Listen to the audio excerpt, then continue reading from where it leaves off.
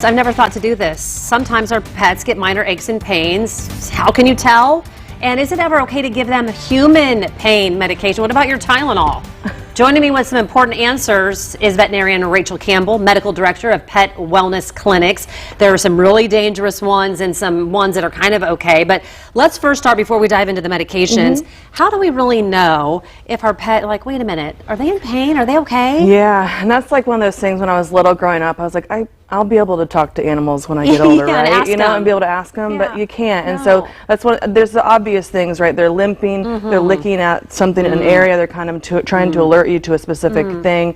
You know, they're crying out in pain. You know, those are pretty obvious, but there are things when you are more in tune with your pet. Of course, sometimes even, he didn't finish his breakfast this morning, or, you know, he didn't do his zoomies this afternoon. That's a little odd for him. You start to learn, you know, your pet well, and you'll start to notice signs that they are. I think in dogs, of course, too, you know, there's certain things that they do throughout the day, and then cats are going to have different things.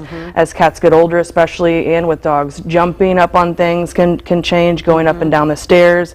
They used to sit on the couch, now they don't. You know, those are all types of things that we can notice. They, you know, pace, pant. There are other types of things that are a little more, there's a lot of different things that can cause it, but pain's one, so then of course we worry that there's a source of pain there. Yeah, so we want to be able to help them maybe before we can like get them right in. There are medications, let's start with the ones that are just too dangerous that you should never give your pet. Yeah, so I would say, I mean, the first thing that I think of is Tylenol for cats. So don't do it. Don't do it, yeah. It's just too risky.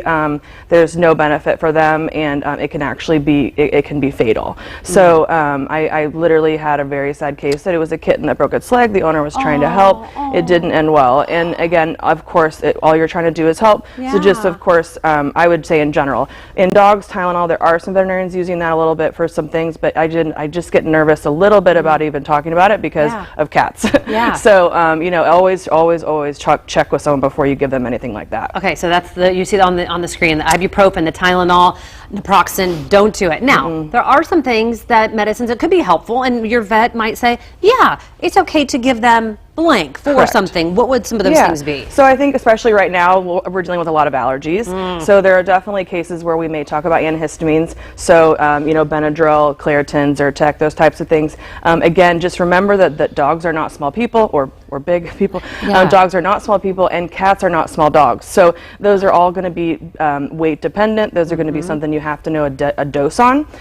There's definitely things like topical things you can use if you have a wound to you know, clean a wound with peroxide, or to that's okay as long as, of course, it's not too deep. I try to tell people to kind of compare it to your own body, and obviously if you thought that type of a wound was on yourself and you didn't feel comfortable cleaning it, then you probably shouldn't with your pet as well. Okay, I know this bottle. I think this is Miralax. That's the biggest bottle we could find. I'm like, I know that bottle. Anybody that's had a colonoscopy knows a little about it. We have it. So is that, would we give that to our... Yeah, so I know it sounds like a weird source of pain, but discomfort, of course, from constipation does happen like they can't go to the bathroom. Yeah, so especially as our cats get older, constipation is a big issue we start to deal with, especially as they develop kidney issues. So Miralax is something that we do talk about quite a bit. In dogs, we talk about Metamucil a little bit more sometimes, but again, those are things that we may talk about as a more routine supplement. Okay, thank you very much. Appreciate it. In Pet Wellness Clinics,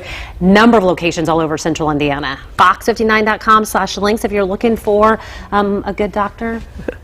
Right here.